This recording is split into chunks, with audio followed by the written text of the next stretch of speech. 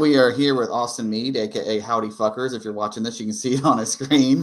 Austin, how are you doing, man? Your hair's looking good, by the way. Thank you. I'm doing great, surviving. We just finished up a tour and celebrated one of my boys' birthday parties, and now I'm just fixing everything else to gear up for the next tour. So it's like a never-ending process.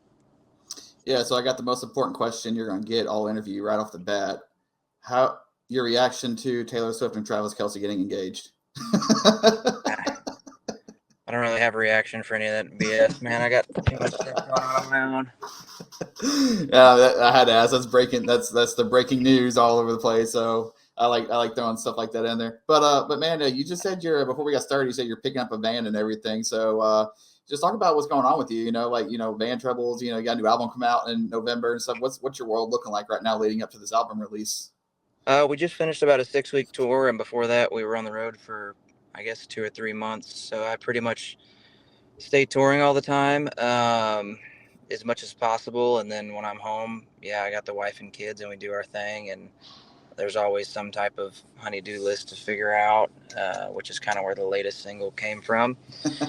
And I'm really excited. Yeah, Honeydew just came out. Almost Famous came out right before that. Got a couple great music videos with those that I put a lot of thought into and had a great team to work on those with. I'm really excited that this record's finally going to drop. It's been probably about a 2-year process for me, and we just announced a tour for November where we're going to be touring with Giovanni and the Hired Guns and LB Shane, so I'm excited about that. October we're doing the whole West Coast with Pecos and the Rooftops, so we're just laying down the miles, dude, putting the rubber on the asphalt and going for it. Nice. You mentioned this album is about a 2-year process getting done and stuff is coming out this year on Spine Farm and all that. So was that the holdup with it? Was just label stuff, or like what on the back for people who don't know what can hold up a record from being released besides just making it? I could easily shoot myself in the foot for this, but yeah, I mean, there's just a lot of logjam shit that happens once you get involved with the label. There's different schedules with people that work with different bands that they want to be able to give your record the attention that it needs during releases, and so sometimes you kind of get shifted around for that depending on how high or low you are on the totem pole. I always stay ahead of the creative process as much as possible. So I had just released an EP, and before that I had released a record, so it's not like I have been just sitting idle. I think the biggest thing that you figure out is like how to stay creative and do your stuff that you need in the studio while still like just touring. And because when we leave for a tour now, we used to be kind of weekend warriors and do that thing, but now when we leave for a month or 3 months or whatever it is, like it's hard to knock out other things while you're on the road, especially in my current circumstance. Like I'm production manager and tour manager and help with all the transpo, like we own our own Oh bus. wow. I have to be on top of all that, all while trying to be a present dad at the house. So um regarding like the scheduling for release though, yeah, I didn't want to release anything at the very beginning of the year. It wasn't quite ready yet. And then I've been, you want to space out the singles a little bit just so people can digest them, because Oh yeah. every time I've put out a record with no real lead up, I feel like there's songs that just get lost because people highlight a certain song and put it on this playlist, and then I feel like some things can just get overlooked. So with this Yeah. one, I really wanted to take the time to be really creative, and with, like, for example, the music videos, they take a little bit of time to make and Yeah. edit and everything. So wanted to do that really well to the best of my ability, and I'm already rocking and rolling and creating more stuff. I don't feel like this release process has been as slow as some past ones. Maybe that's because I've been so busy, like with the family and so much touring, that time seems to absolutely fly by. I mean, dude, it's Oh already yeah. the end of August. It Yeah. feels like it's February to me, but um, yeah. As far as like the bigger your team gets, depending on how your business works, some things can get kind of slowed down if somebody's got another release coming out, or so and so who runs your whatever part of your business is on vacation for a week or two, and you kind of have to organize everybody and get them all on meetings and on the same schedule, which can definitely be frustrating. But I don't think it's uncommon to take a while to release a record.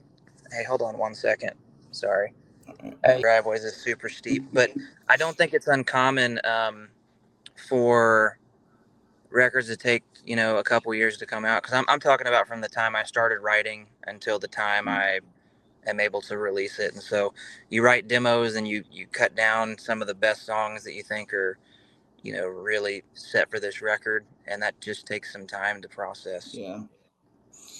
Yeah, one thing, there's some stuff in there I want to get to later, about your family and touring and stuff. But one thing I did want to ask you about is for people who may be discovering you and stuff, how did you get into this? Because your style is very unique. You have, that country Southern style, but you also have this hard, aggressive, gritty rock style too that's blended in there, fusing them together. So, what was it like, growing up with music, and how did you decide, or what made you decide to start, genre bending and fusing these sounds together?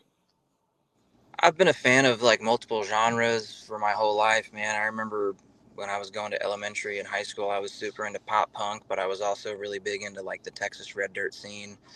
And then once just because of where I was located, I went to Texas A&M in College Okay. Station. So I was able to see a lot of these like really great Red Dirt acts come through there, between there and Houston and Austin and whatnot. And a lot of the big metal bands would hit Houston, Austin, Dallas. My dad is a huge fan of music. That's who I was talking to on the radio. Now he's our bus driver, which is pretty awesome. But he was always going to the big metal shows and taking me to those. And then I guess from being at small towns and going to pasture parties and stuff in high school, I started to find bands like Cross Canadian Ragweed and just some other great Oklahoma and Texas artists. And I started going to those shows on my own, that I was really into. And at one point, I remember meeting Cody Canada and all the guys from Cody Canada and The Departed, and kind of made friends with them from Ragweed. And I think really I saw him play at an acoustic show with Seth James at this place called the Mustang in Victoria, Texas. And I was just like, Oh, snap. I was just taken Victoria. back. Yeah. I know that place. My dad's side of the family is from Fort Lavaca. My mom's side's from Yorktown, Texas. So like I spent many summers going to Victoria, so being Yeah. around there. So yeah. So I went to elementary. That's where my whole family's from. But yeah, I saw him there, and then I was just like, you know what? I'm gonna do this. And so I, of course, finished my degree at A&M while I was kind of starting to tour and meeting people, and then I moved to a little town in Texas where a lot of the songwriters were at, and then I just played and played and played and played, like everywhere I could, dive bars, Mexican food restaurants, and then finally we got some opportunities to go hop in a van and follow some guys around the country, and so it just kind of started snowballing, and I guess I'm just like too stupid to quit. So I've just been really keeping it going, and just trying to be competitive with myself. Like I want everything to be better. I'm always working on something and trying to uh, better myself and, the art and the business altogether. And you mentioned your dad's now your bus driver too, and you're married with kids and stuff. So number one, what was it like when did he start, viewing this as a serious career for you? There's a lot of parents who may think, oh, it's just a fun thing he wants to do for now, but you still have to get a degree. You still have to get a real job, but now he's your bus driver. So what was that like? Your dad, coming on board with his full stop, being like, okay, yeah, this is something I'm going to back you on 100%. Um, I, I don't want to speak for him. I would assume that like he probably took it more seriously once we started getting on some tours and had national opportunities. And then, I wasn't asking him for money. I was able to buy my own house and do that thing. And then we had a bus for a while. And once he was probably like, all right, it hasn't been foreclosed on, then maybe I could drive it. I don't know. But, he was a Baptist pastor for 35 years. And I think he was at a point in his life where he was ready for a change. And really, once I had the first grandbaby, I think he wanted to be around a lot more. So it's just one of those things that, like, I don't take it for granted, and I never will. Hopefully, of getting to have my parents around my kids growing up, and like I was really close to my grandparents, and I've always wanted that relationship for my kids and my father and my mother. So I don't know, man. The Lord just kind of worked it out to where he was at a place in life where he could just do what he wanted to do for once, and he felt like Yeah. he was ready for a change. And now he's probably tired of my ass because now we live on the bus together. So see each other every day, but it's pretty awesome, and I'm thankful that I've been given the opportunity to even, have that be a real thing. Yeah. Yeah. One of the things, one of the notes I did have, I want to talk about was touring, as a dad and as a husband, because for a lot of guys that is pretty tough, but it seems like you have your own like tribe on the road with you right now, helping you out. So what is that dynamic like? Do the kids come on tour with you all the time? Or they stay at home sometimes, or what's that like? Yeah, 1 second. Let me hop off this bus Wi-Fi. Can you still? All right. Um, All right. Good to go. Um, Asking, you were asking about touring with family and all that stuff. yeah. Is it doing the thing again? Yeah.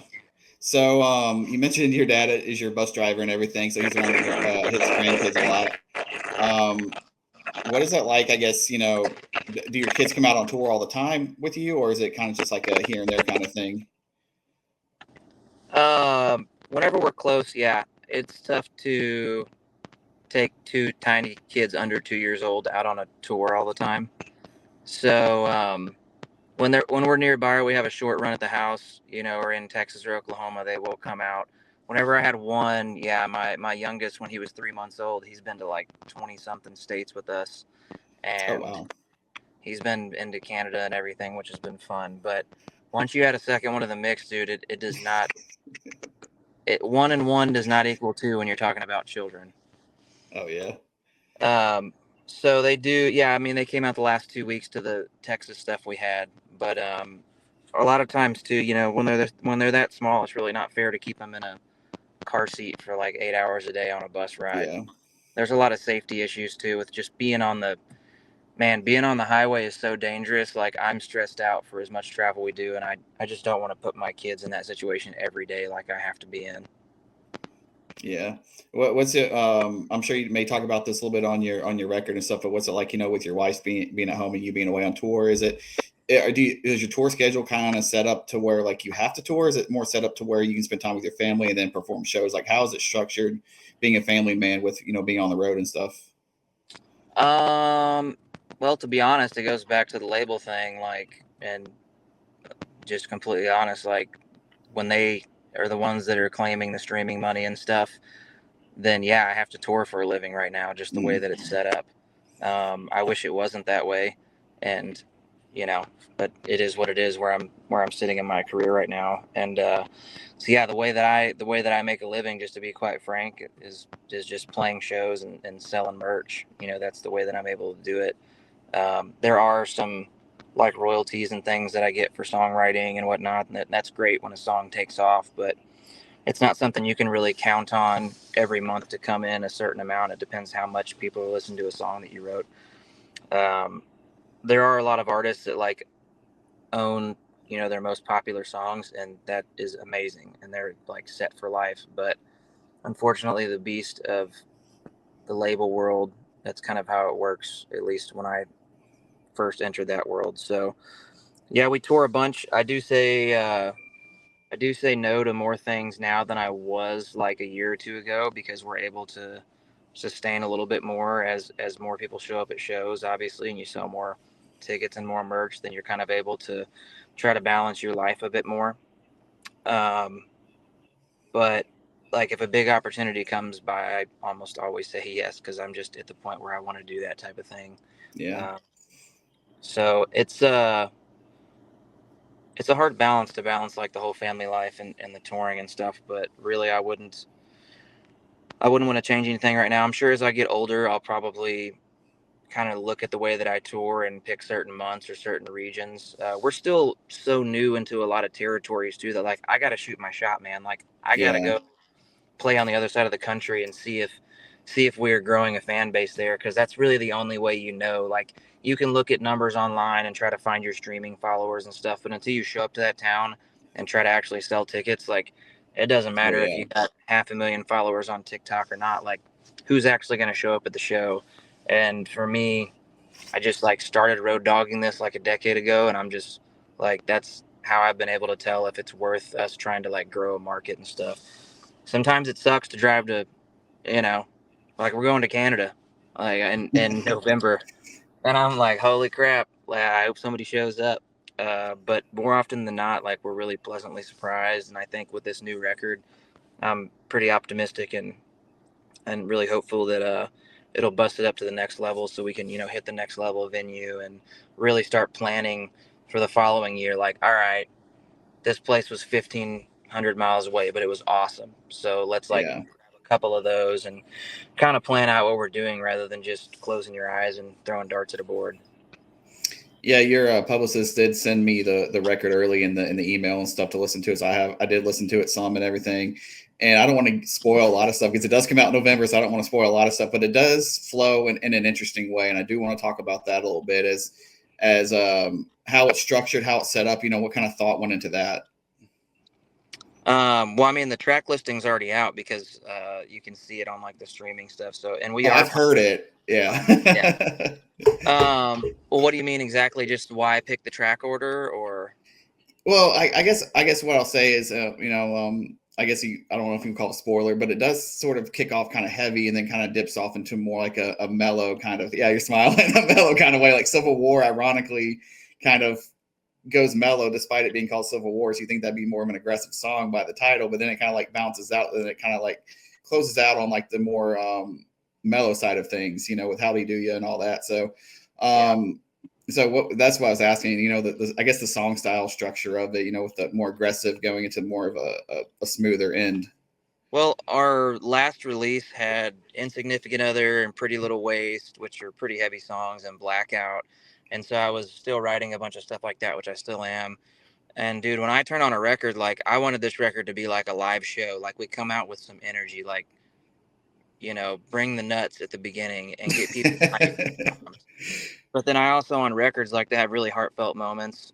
And on this one, you know, that's probably Honey Do Ya, She Loves Me Not, and Like Father, Like Son. So I wanted those to be a part of that, especially Like Father, Like Son, because that was the first song that I wrote for my son. Mm. And I wanted it to be out while he was young.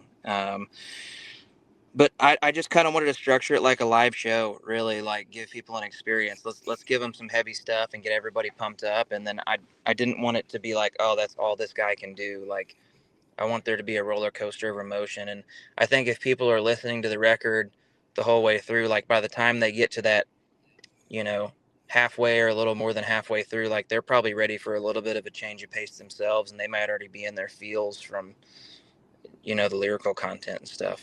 Yeah. But I did Yes. spend a lot of time trying to pick like what goes into what the best and like how do we flow it. And I mean, we do that every night at the live show. Not that we play the record like front to back every night, but combining that with the older records and previous releases has always been a really fun part of what we do. So with I guess the aggressive songs and stuff, the lyrical content, is that, you know, what was, I guess what were you going through at those times? It's like some of those songs are pretty, you know, like intense and aggressive at times, you know, with heavy guitars and stuff. And it sounds like you're getting a lot off your chest there. And so what were you going through at the time when you writing this record? I was just being really honest with myself, man. There's a lot of stress involved with this record, and sometimes like you just want to blow it off. And so for me, I just kind of blow off steam with throwing it into a song. You know, Almost Famous is kind of funny. It's kind of a quirky thing, like at myself, really. And Bad Days, which is right after that, is one of my favorites. And I don't know, man, some days just things don't go the way that you want them to go, and you just got to get through it. And it's like as far as the heavy stuff goes, like I love to get out that energy and I guess put that aggression somewhere. So a lot of times that comes out in like guitars or drum parts and things. But I'm still pretty particular about like the words I'm using and trying to put two things together that don't necessarily go together, like bubblegum and cigarettes. You know, That's kind of about the differences. And you could have a girl that's nice and sweet and has bubble gum, or you could go get like a cig smoker, and just have like the badass. And it just kind of talks about that whole song is about really just polar opposites. Cold sweat, hot breath, your nails on the back of my neck, that kind of stuff. So I had a lot of fun with that. Just, I guess, being some type of a, uh, low life poet, I guess I would say, and that kind of stuff. Yeah, we're And starting to see a lot of humor come out in serious songs, whether it be, on the more country leaning side or even on the pop side. You could have some honest lyrics and stuff that are dark and come from a deep place, but they're put out in a humorous way, or the videos are funny. So how do you approach that with, taking some of those things and just, like you said, the almost famous thing, although that's not as deep, but, like the bubblegum cigarettes thing, how do you that are humorous, that aren't necessarily humorous by nature? um, I think Bad Days is a good example of that because it's literally the chorus is like, I don't want to hear about your bad days when I'm the only dog without a bone. I'm tired of only hearing about your heartache, mistake, on and on, only blowing smoke. I think that's like the typical husband and wife quarrel. Like whenever you've had a bad day and you come home and your significant other is just like, my day was terrible. I spilt my tea, and I'm like, okay, well I was broke down on the side of a mountain, like and almost died 3 times, and you kind of get into that like trying to one up each other, and I'm like, dude, I'm tired of just trying to one up each other. I'm just gonna put this into a song. So some of those are, I mean, they're funny, but they're like real expressions. Like I Yeah. feel, you know. And I think for me, like if I'm just as honest as I can be when I'm in the writing process, usually it turns into something that people relate to because I'm just straight up saying how I feel instead of trying to get super technical like I did on some past records and stuff. There's probably a reason why, like for right now, Happier Alone is still our most popular song. And that was just like a very simple idea. Like I could be happier without all the stuff that this person is going to bring into my life and bring to the table. And so I tried to think about that a little bit in some instances and just be super straight to the point and honest and like no bullshit. Yeah. So I have to ask, you talked about bad days. So, what does your wife think about this album? Is she tired of hearing it all the time, or hearing you singing the songs, or where's she at with this? She loves it. She thinks it's the best thing we've ever done. A lot of times Awesome. I come home and my little 2-year-old, he'll be like, Dada, music. And he'll just want to listen to like my record. That's Um, cool. like I'll put on some of my favorite bands and he'll just be sitting in the corner, and then I'll put on like Almost Famous or Bad Days or Honey Do Ya. He like sitting there bobbing his head and jumping up and Oh, down. that's sick. So That is awesome. they love it. But I mean, we've been together for a long time, and we were together when Happier Alone came out. So you can imagine when Happier Alone came out, her mother and father were probably like, "Hey, have you known this guy very long?"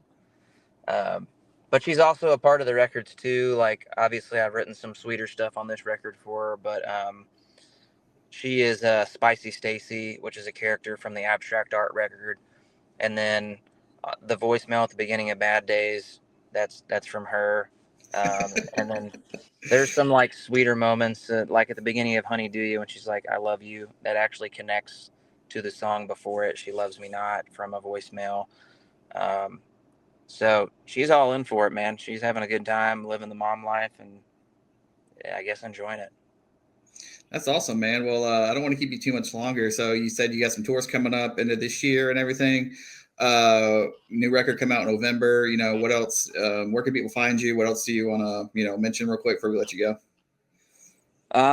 Yeah, I just hope people will take the time to listen to the record, really. And if we're coming to a city near you, which we probably are, because we're doing damn near the whole United States in October and November, then I just hope to meet some new people and see some new faces. And if you see me broke down on the side of the highway, please stop because I probably need something. How many breakdowns have you had this year? This year, knock on wood, has been fantastic. We've only had one or two, but previous years, we've spent some nights at some truck stops. I mean, Mm. it's just part of the road, man. We've been in some bad places, whether it's axles on trailers going out or turbos going out. You just kind of get used to it, and you're like, well, I guess I'm eating the rollers from the truck stop tonight. Somebody get me a hot dog. I will say, bus life is much nicer because as long as your generator's on, then you have a refrigerator and usually a microwave. So as long as you Yeah. got that, it's way better than a van. Well, I hope Bucky's has been one of the places y'all were able to stop at, because if you're stuck at a Bucky's, I mean that can't be a bad situation at all. You know, I was OG Bucky's back in the day before they raised the prices and did all the commercial bull crap there now. It used to be dope. Now I'm like, man, 10 years ago this was cool. Now all the tourists ruined Bucky's for me. But Bucky's got gentrified. it literally did. It quite literally did. All right, man. Well, thank you for your time today, and good luck with the record and the tour. Thank you so much. I'll catch you soon. Peace.